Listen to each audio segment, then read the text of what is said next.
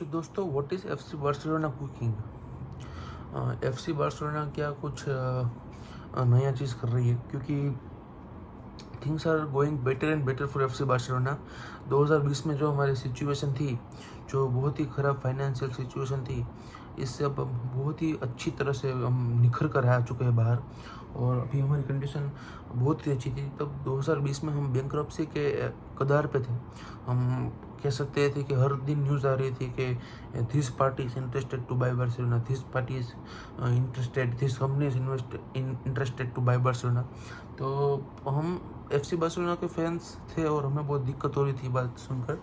पर थिंग्स जो ये ड्रास्टिकली चेंज हुई, ये जो हम कह सकते हैं कि हम जॉन लोपोटा को बहुत हम कह रहे हैं कि भाई तूने ये नहीं किया, तूने वो नहीं किया, but the president he is at the level.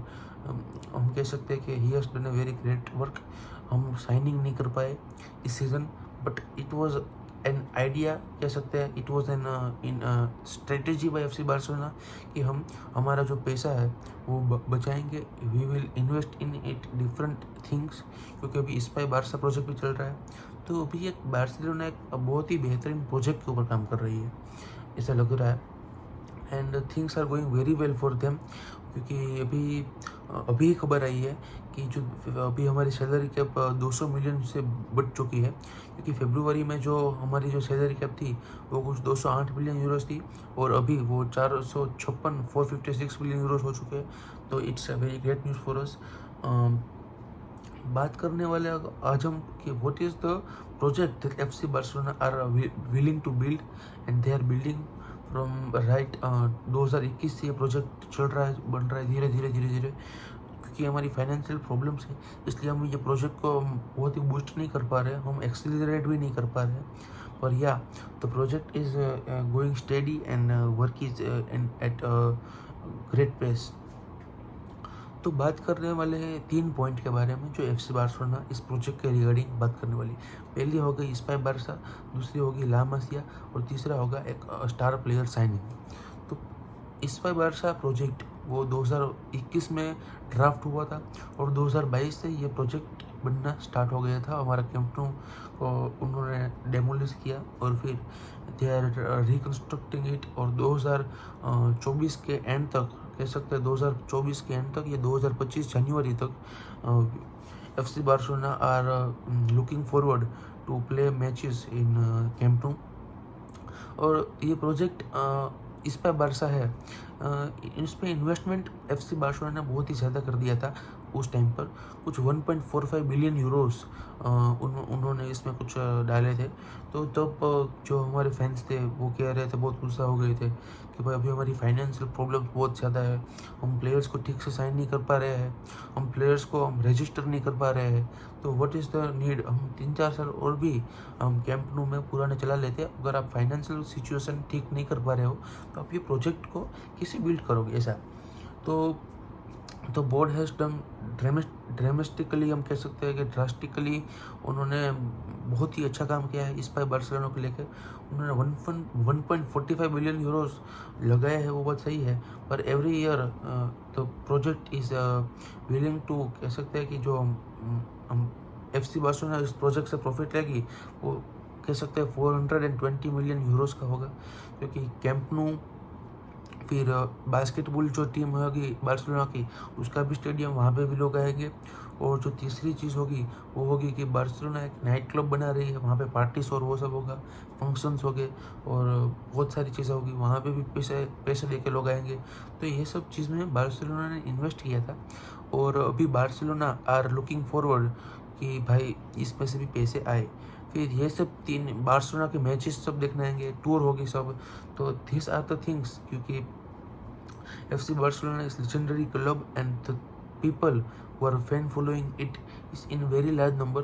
तो बार्सिलोना ने बहुत ही अच्छी तरह से इसको सोचा समझा और सोची समझी चाल थी इस बार बारसा। तो या दे आर लुकिंग फॉरवर्ड। ये जो स्टेडियम है पूरा वो रूफ तक बढ़ने के लिए मुझे लगता है कि 2026 तक का टाइम लगेगा, पर the things are going well. और अगर इतना ही अच्छा रहा तो I think the things will be good. अब दूसरी चीज़ होगी ला मासिया। अब 2022 से 2021-22 से सीज़न तक हम देख सकते थे कि ला मसिया के जो प्लेयर्स थे वो बहुत कम थे। प्लेयर्स यूजुअली हम साइन कर रहे थे और बहुत सारे हमने किसी को प्लेयर को देखा नहीं था तो भी हम साइन कर रहे थे, ये सब वो सब। पर 2021-22 का सीज़न था, तब से जब से नया बोर्ड आया, नए बोर्ड मेंबर्स आए और नए कोच भी आए, तब से हमारा जो फुल्ली फोकस्ड टीम होती है वो कोर हम ला मासिया से बिल्ड कर रहे हैं। 2021-22 के सीज़न में हमने आते देखा गावी को, अंशु फाटी तो थे ही, तो हमने गावी को आते देखा और ही प्लेड वेरी वेल, बहुत ही अच्छा खेला बंदा। 2022-23 सीज़न में कुछ एक दो प्लेयर्स और आए थे। 2023-24 के सीज़न में लमीन यमाल और फर्मीन लोपेस कह सकते आए हैं, मार्क बर्नाल, मार्क कसाडो, तो दे आर द प्लेयर्स। अभी हंसी फ्लिक ने FC बार्सिलोना में साइन किया है, तो he said that La Masia is great, La Masia is doing great job and we are making core inside it, we are making core outside it। और हम अपने प्लेयर्स को हम इस तरह कह सकते हैं कि हम बिल्ड कर रहे हैं कि वो इन तरह के प्लेयर्स के साथ खेल सके और इन्हीं के स्टाइल में खेल सके। तो FC Barcelona is doing a very great job और I think that they are looking forward with La Masia. इतनी अच्छी एकेडमी है प्लेयर्स की, तो they are looking forward to do it. और Lamine Yamal, Fermin Lopez, Gavi, Pedri तो La मासिया के नहीं है, पर आंसू फाती, ये सब प्लेयर्स, डानी ओल्मो जो अभी खेल रहे हैं, जिनको बहुत लग्जरी साइनिंग लोग कह रहे थे, पर you can see how good he is for the players. तो ये सब जो प्लेयर्स है ला मासिया के, थे यार कह सकते हैं कि the core of the team, जिसके हिसाब से टीम अपने प्ले स्टाइल में बिल्ड कर पा रही है, अपने आप को कह सकते हैं कि ग्रीन कर पा रही है। तो दिस इज, और तो जो अभी थर्ड बात होने वाली है वो होगी द नेक्स्ट समर विंडो। अभी 2025 का summer window FC Barcelona is targeting very well, और उसमें वो 2 से 3 स्टार साइनिंग, कह सकते हैं कि सिग्नेचर साइनिंग, जो बहुत ही अच्छी साइनिंग हो बार्सिलोना 2 से 3, एक नहीं 2 से 3 करना चाहती है।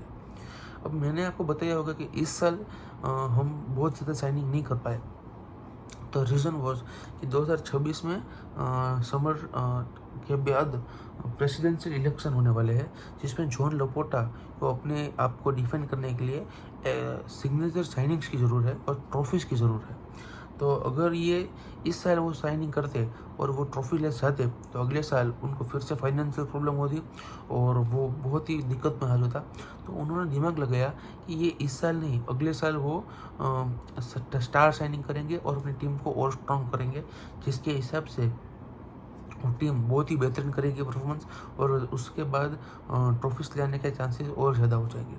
तो 3-4 प्लेयर्स भी है जो कि बार्सिलोना के कह सकते लिस्ट में है, जो वो पूरी तरह टारगेट करेंगी। जो 4-3-2-1 ऐसे कहूँगा, जो पहले आएगा 4-3, वो वहाँ पे बार्सिलोना बहुत ही कम टारगेट करना चाहेंगी, और जो 2-1 है रैंकिंग में, वहाँ पे बार्सिलोना बहुत ही स्ट्रॉन्ग कंपटीशन वो ट्राई करना चाहेगी। तो जो 4th नंबर पे है वो है Jonathan Tah. Jonathan Tah is the defender of Bayer Leverkusen, 28 years of age, German defender है, बहुत ही तगड़ा डिफेंडर है। तो if Barcelona can get him, क्योंकि वो फ्री साइनिंग में आने वाला है, तो सैलरी अगर वो रिड्यूस कर सकता है अपने लिए, तो we are eagerly welcoming Jonathan Tah. तो 3rd number is Nico Williams. 3rd number Nico Williams है। तो मतलब कि निको विलियम्स क्या बार्सिलोना को अब इंटरेस्ट नहीं है, क्योंकि आगे जो 2 प्लेयर्स आने वाले हैं वो और कह सकते हैं कि PR रेटेड है, बहुत ही अच्छे कह सकते हैं। 2nd नंबर पे है अर्लिंग हालैंड। 2nd नंबर पर अर्लिंग हालैंड है। नंबर 1 जो अभी टारगेट बार्सिलोना कर रही है, जो कि FC बायर्न म्यूनिख का कह सकते हैं कि स्टार बॉय है, FC बायर्न म्यूनिख का कह सकते हैं नंबर 42 है, इट्स जमाल मुसियाला। जमाल मुसियाला पे दोनों आँख लगाए बैठी है FC बार्सिलोना, मतलब कि बार्सिलोना का भी मेन टारगेट जमाल मुसियाला है। हांसी फ्लिक ने बहुत सारी मीटिंग्स कर दी है, और जमाल मुसियाला वो FC बार्सिलोना में कह सकते हैं कि साइनिंग हो सकती है, तो 140 या 150 मिलियन यूरोस के अंदर he can joined FC Barcelona if he doesn't extend his contract with Bayern Munich। तो कुछ ये इस प्रकार का भी प्रोजेक्ट जो चल रहा है बार्सिलोना का, वो आगे बढ़ने वाला है।